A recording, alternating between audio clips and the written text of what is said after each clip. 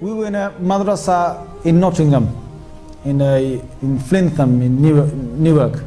This was in the 90s. We came to a building that was an old RAF building that had been deserted for 20 years. So we were now coming into this, and we were going to start using this as a madrasa.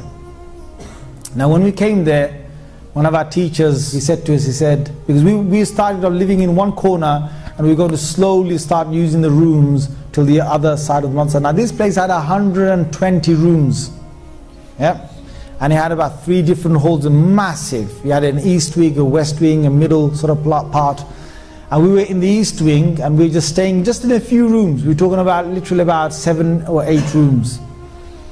And teachers said, they said, don't go to the west side, to the west side of the building. I'm telling you, you know, as young people, you dare yourselves, right? Yeah. So we said, come on, let's dare to go over there, right? So we were young, and we went into the west side in broad daylight, 12 o'clock. I'm telling you, it was spooky at 12 o'clock. Forget 12 in the night. We're walking, and we were holding our arms, and we were walking together, about a good 7 or 8 of us. As we're walking, we can hear doors banging, bang, bang, creaking, things opening. You know, we just run. We were saying, you know, our kalimas loudly, shahadas loudly, what about that loudly, Allahu la ilaha illa huwa al-hayyul qayyum, basically we're running, yeah? Now, you can imagine this place was really spooked up. And the teachers warned us, you know, don't go over there. Now what happened is one of these, there's this young kid, I'm not going to give you his name, he's probably grown up now, he's probably got kids now, right? So I don't want to embarrass him when some of you might confront him. But he was from up north, and he was a kid, about 13 years old I'd say, from Bangladesh. He didn't know a word of English. Forget anything else, right? He just knew Bengali. And he was the most quietest kid you can imagine. Just quiet, just sticks to himself, and that's it. And he's trying to become a hafiz of the Quran, and he only has done 1 juz. So one day what happens is that he sort of strays off, I don't know, he goes over to the other side, and he comes back. And no one sort of takes much notice of it, but he comes back, and the evening when we're all sitting together and we're sort of reading, I wasn't there in the hall at that time, but there were others who said it, but then I went over to the hall to verify this. So this is something that I have verified myself. What happened is that he came with his Quran up to his teacher. You can imagine a kid who's lallu pattu, who doesn't know a single thing, yeah? He comes with the Quran to his teacher, puts it right in front of him, and he says to him, he says, test me. And he doesn't say in English, he says it in Arabic. And his kid suddenly knows Arabic, right? So he says, test me. And his teacher looks at him and he thinks, is he having a laugh?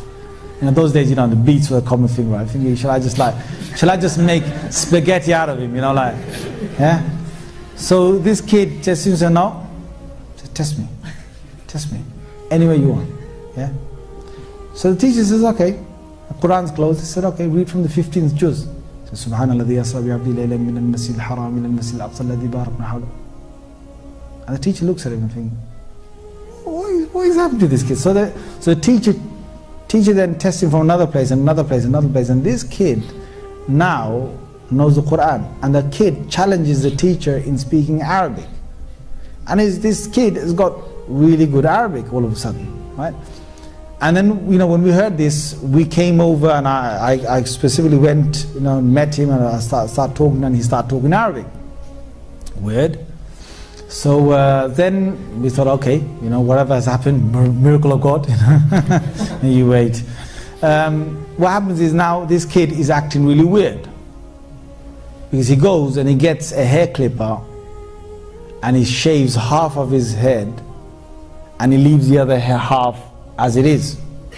Takes his hat off, walks down the corridor with half of his hair on one side long, and the other half is completely shaven. Now kids are freaking out. Jinn, jinn, jinn, jinn. Right? So then, you know, the teacher grabs hold of him and says, well, you got to basically just shave the other half, so the shave the other half. So we've done that. Now, and he's acting all weird. He's doing things that sort of abnormal. So he then goes to bed, and okay, he's gone to bed. At about 2 in the night, all these kids, there's 6 to a room, and there's 3 bunk beds in every single room. So there's sort of 2 on every sort of bunk bed.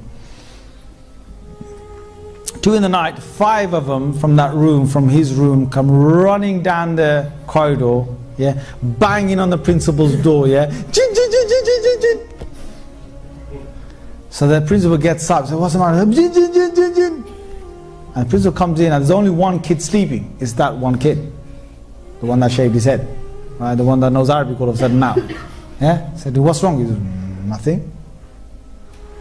So they go back. He said, go back, puts the ball in bed, comes back. And he says, after a little while, these kids are screaming back again. Down the corridor, knocking on his door, jinn, jinn, jinn. So he said, what is it that's happening? They go, when we go into our bed places, yep. Imagine this guy's name is Imran. I'm just making it, I'm not saying his real name, yeah? Imagine his name is Imran or something. They said that we hear all across the walls something dragging its nails or whatever it is and saying,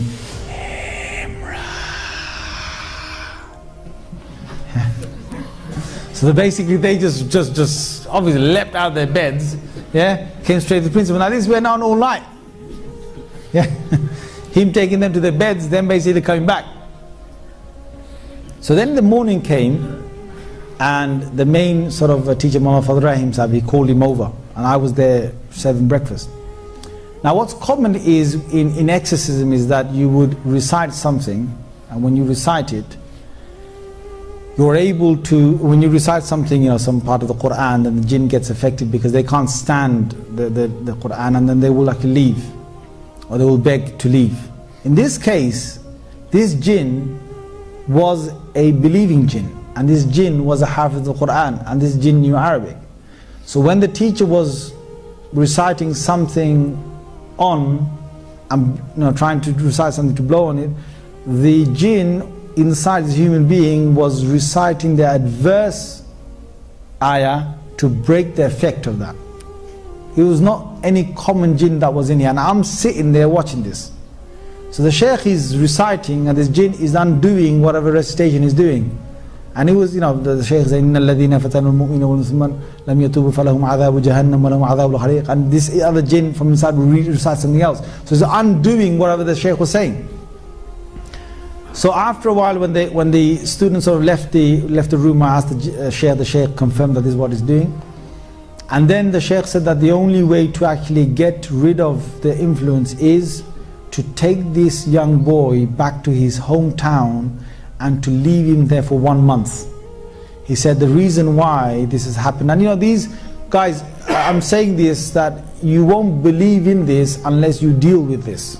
There are certain things that you will not believe in unless you deal with it. So if you've got unbelief in anything I'm saying to you that I'm making Allah witness, whatever I saw, I'm just telling you. You just need to start witnessing some of this yourself, and you start believing in it.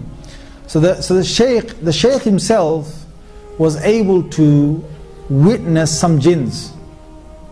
And he witnessed a whole group and a family of jinns that had traveled from outside and stayed in that west wing for a month. And he had this feeling that they were there only for 1 month. So he said, if this young boy goes to his hometown, then whatever jinn is, he said there's a young jinn inside him who's a hafiz of the Quran. And if he stays in his hometown, the boy stays in his hometown, then the jinn will automatically leave because his family are leaving this west wing after a month. So we took him home, and as we were taking him, my God, I was sitting next to him on his left hand side in a car. He was right in the middle. He wanted to, he was going to open the door when we were going 70 miles an hour. He reached to open the back door, the car door. And the teacher stopped him, and the teacher gave him a good shouting. And then he basically stayed there until we got to the place. We left him in his home for 1 month. After 1 month he came back, and he was the same docile kid you knew. Looked down while he walked. Never knew a word of English or Arabic, and only knew 1 juz of the Quran. قل أوحي إلي أنه استمع نفر من الجن فقالوا إنا سمعنا قرآنا عجبا يهدي إلى الرشد فآمنا به ولن نشرك بربنا أحدا.